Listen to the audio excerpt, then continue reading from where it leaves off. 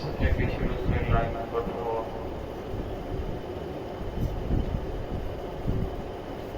سورۃ النساء کی آیت نمبر 3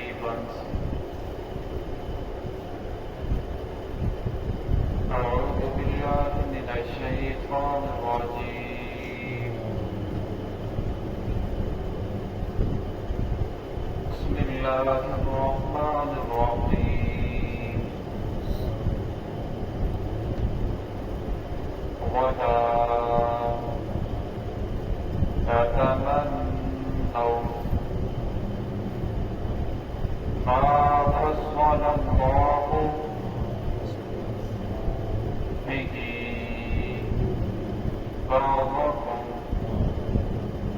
على بعض للرجال نصيب مما اكتسبوا وللنساء نصيب مما اكتسبوا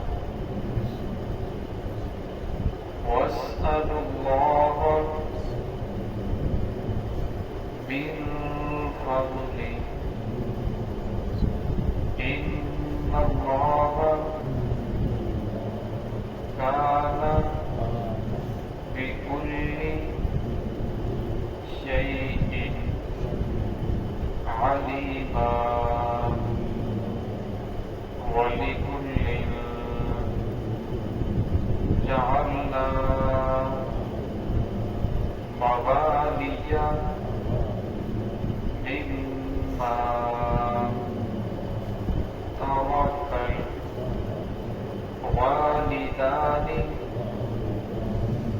والأقربون والذين عقدت أيمانكم فآتوهم نصيبهم إن الله كان على كل شيء شهيدا. بسم الله الرحمن الرحيم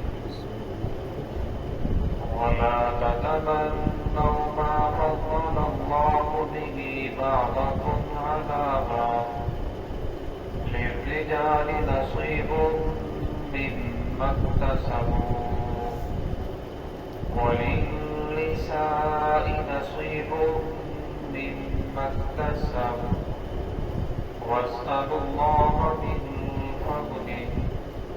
إن الله كان بكل شيء عليما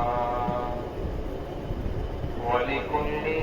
جعلنا موالي مما ترك الوالدان والأقربون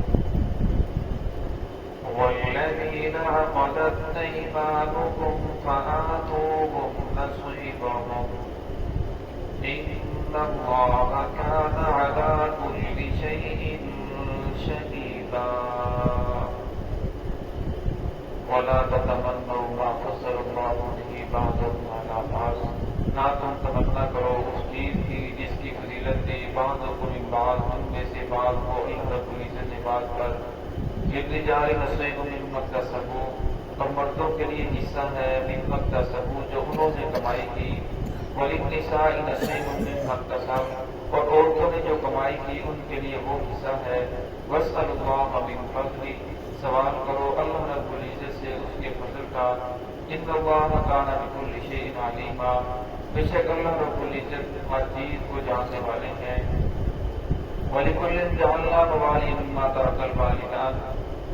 اور بنائے ہیں اللہ رب العزت نے ہر وارث کے لیے حصہ مما ترک الوالدان جو والدین چھوڑ کر جائیں والاقربون اور جو رشتہ دار مال دولت چھوڑیں والذین عقدت ایمانکم، اور وہ جن کے ساتھ تم نے اپنی قسموں کو پکا کیا، جن کے ساتھ تم نے وعدے کیے، فآتوہم نصیبہم، اور انہیں بھی ان کا حصہ دو۔ ان اللہ کان علی کل شیء شہیدا، بے شک اللہ رب العزت ہر چیز پر نگہبان ہے، گواہ ہے۔ اس آیت کا شان نزول یہ ہے، آپ صلی اللہ علیہ وسلم کی بیوی ام المؤمنین حضرت سلمہ رضی اللہ تعالیٰ عنہا، جس وقت ان کے خامد کا انتقال ہو گیا، انہوں نے ہجرت کی تو بہت مشقتیں برداشت کی، تو خاندان میں سے یہی ایمان لے کر آئی تھی۔ جب خامد کا انتقال ہوا تو بڑی پریشان تھی، کیونکہ خاندان والے کوئی ان سے بولنے کے لیے، ان سے بات کرنے کے لیے تیار نہیں تھے، کیونکہ وہ غیر مسلم تھے، یہ مسلمان تھی، تو بڑی پریشان تھی۔ تو رسول اللہ، ان کے بچے بھی تھے، رسول اللہ صلی اللہ علیہ وسلم نے نکاح کا پیغام بھیجا، تو انہوں نے اس پیغام کو قبول کیا، لیکن اس سے پہلے انہوں نے کہا کہ یہ تو میرے لیے بڑی سعادت کی بات ہے، خوشی کی بات ہے، لیکن میرے بچے ہیں، ان کا کیا بنے گا؟ تو رسول اللہ صلی اللہ علیہ وسلم نے فرمایا کہ میں نے اس لیے آپ کو پیغام بھیجا ہے کہ اسباب کے تحت ان کا سہارا بھی بن جاؤں گا، باقی وما من دابۃ فی الارض الا علی اللہ رزقها، رزق تو دینا اللہ رب العزت کا کام ہے۔ زمین پر جتنے چلنے والے ہیں، پھرنے والے ہیں، ڈینگنے والے، 2 پاؤں والے، 4 پاؤں والے، جتنی بھی مخلوقات ہیں، تمام کی تمام مخلوقات تو رزق نے اللہ نے دینا ہے، لیکن اسباب کے تحت میں ان کا سہارا بھی بن جاؤں گا۔ تو انہوں نے آپ صلی اللہ علیہ وسلم سے نکاح کیا، پھر آپ صلی اللہ علیہ وسلم کے نکاح کے اندر آئی، اور ان کو بات کرنے کا بہت سلیقہ تھا، بہت صبر والی، بہت حوصلے والی، اللہ رب نے بات کرنے کا بڑا موقع عطا فرمایا تھا۔ تو ان کے پاس عورتیں جمع ہو کر آئیں اور آ کر کہنے لگی کہ یہ مرد تو ہم سے بازی لے گئے، یہ جہاد کے اندر جاتے ہیں، ہم جہاد کے اندر نہیں جا سکتی، یہ مرد جج بن سکتا ہے، ہم جج نہیں بن سکتے، مرد امامت کرواتا ہے، ہم امام نہیں کروا سکتی، مرد جو اذان دیتا ہے ہم اذان نہیں دے سکتی۔ اب اذان کہنے کے اوپر بہت بڑا اجر ہے، ہر جملے کے اوپر 10 نیکیاں ملتی ہیں، بلند آواز سے کہے کر 100 نیکیاں ملتی ہیں، لیکن مسئلہ یہ ہے کہ جو آدمی اذان کہے، اقامت وہی کہے۔ رسول صلی اللہ علیہ وسلم نے فرمایا جو اذان کہتا ہے،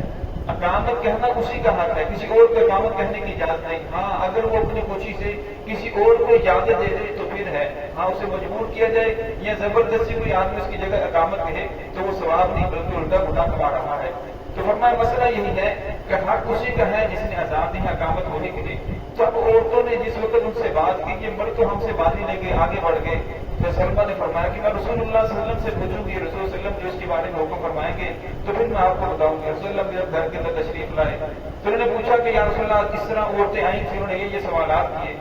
تو صلی اللہ علیہ وسلم نے فرمایا، صلی اللہ علیہ وسلم مسکرائے، فرمایا عورتیں تو اسی طرح بغیر یہ سب کام کرنے کے اندر بازی لے گی تو سب کچھ اسی طرح ثواب مل رہا ہے۔ فرمایا اگر کسی کا شوہر مجاہد ہے تو وہ جہاد کر رہا ہے، یہ اس کی خدمت کرتی ہے، اس کے گھر کی دیکھ بھال کرتی ہے، فرمایا اسے بھی جہاد کا ثواب مل رہا ہے۔ اگر کسی کا شوہر مؤذن ہے، فرمایا وہ اسے خدمت کر رہی ہے، فرمایا اگر اسے کھانا نہیں دے گی، وقت پر اس کی خدمت نہیں کرے گی تو وہ کیسے عذاب دے گا، اس کو آواز بلند کیسے کرے گا؟ جس کا شوہر امام ہے تو فرمایا اس کی بیوی کو بھی امامت کا ثواب مل رہا ہے، فرمایا جس کا شوہر جس کام کے اندر نیکی کے کام کے اندر لگا ہوا ہے اس کی بیوی جو بھی اس کی خدمات انجام دے رہی ہے، فرمایا اس کو بھی پورا اجر مل رہا ہے۔ تو اس آیت کے اندر یہی بتلایا گیا، ولا تتمنوا ما فضل الله به بعضكم على بعض، فرمایا تمنا نہ کرو اس فضیلت کی جو اللہ رب نے تم میں سے بعض کو بعض پر دی۔ اب ایک آدمی کو اللہ رب نے زیادہ فضیلت عطا دی ہے، ایک کو خوبصورتی دی ہے، دوسرے کو خوبصورتی نہیں دی، ایک کو بہت زیادہ مال و دولت دے دیا، اب دوسرا کھانے سے بھی تنگ ہے، فرمایا اس لیے یہ اللہ رب العزت کی تقسیم ہے، فرمایا اس کے اندر آ کر انسان حسد کے اندر حسد پیدا ہو جائے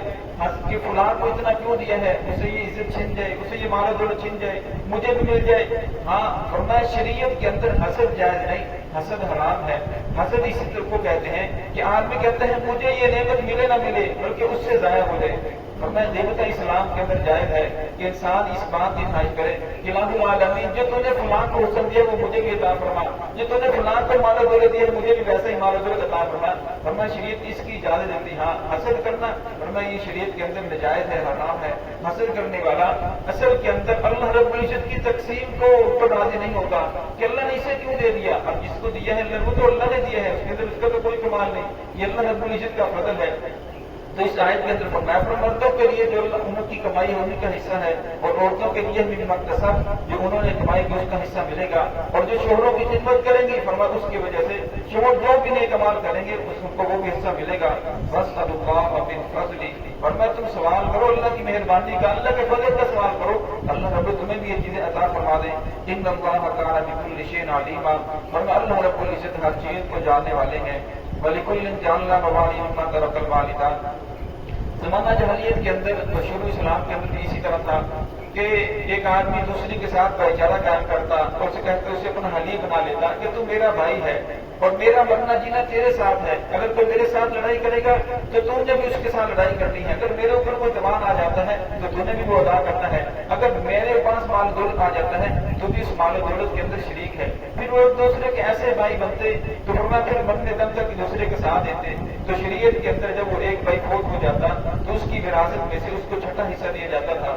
لیکن جب قرآن پاک جو پارے کے اندر یوسف ہوگا یہ پورا رکوع گزرا کہ اللہ رب العزت نے ہر وارث کا حصہ بیان کر دیا، فلاں کا اتنا ہے، فلاں کا اتنا ہے، بیٹی کو یہ ملے گا، بیٹے کو اتنا ملے گا، فلاں رشتے دار کو اتنا ملے گا۔ فرمایا جس وقت یہ رکوع نازل ہوا، یہ آیات نازل ہوئی، اب یہ حکم منسوخ ہو چکا ہے، لیکن امام ابو حنیفہ رحمۃ اللہ علیہ فرماتے ہیں کہ اس کی ایک شک ابھی بھی باقی ہے، وہ یہ کہ اگر کوئی کافر کسی مسلمان کے ہاتھ پر اسلام قبول کرتا ہے، اب اس کا اور کوئی رشتے دار مسلمان نہیں ہے، ورنہ اگر وہ مر جاتا ہے تو اس کی جو وراثت ہے وہ اس مسلمان کو جس کے ہاتھ پر اس نے اسلام قبول کیا اسے ملے گی۔ تو اس آیت کے اندر اسی کا تذکرہ ہے۔ وَلِكُلٍّ جَعَلْنَا مَوَالِيَ مِمَّا تَرَكَ الْوَالِدَانِ، فرمایا بنا دیا ہے اللہ رب العزت نے ہر موالی کے لیے مِمَّا تَرَكَ الْوَالِدَانِ، وہ جو چھوڑا ان کے والدین نے، وَالْأَقْرَبُونَ جو رشتے دار چھوڑ کر جائیں، فرمایا اس کو اس میں سے حصہ ملے گا۔ وَالَّذِينَ عَقَدَتْ أَيْمَانُكُمْ، موالیہ اصل کے اندر یہ اس کے مولا کی جمع ہے، اس کے کئی معنی آتے ہیں، یہ ذات کردہ غلام کو بھی کہتے ہیں، مولا کو بھی کہتے ہیں، چچا زاد بھائی کو بھی کہتے ہیں، چچا کو بھی کہتے ہیں، تو یہاں اس سے مراد مورثہ ہے، مورثہ کو ان سے حصہ ملے گا۔ والذین عقدت ایمانکم، اور فرمایا جن کے ساتھ تم نے وعدے کیے فآتوہم نصیبہم، اور ان کو ان میں سے حصہ دو۔ ان اللہ، لیکن اب یہ حکم منسوخ ہو چکا ہے، ان اللہ کان علی کل شیء شہیدا، اور بے شک اللہ رب العزت ہر چیز پر نگہبان ہے، ہر چیز کو دیکھنے والے ہیں، ہر چیز اللہ رب العزت کے سامنے ہے۔ دعائیں اللہ رب العزت ہم سب کو صراط مستقیم پہ چلنے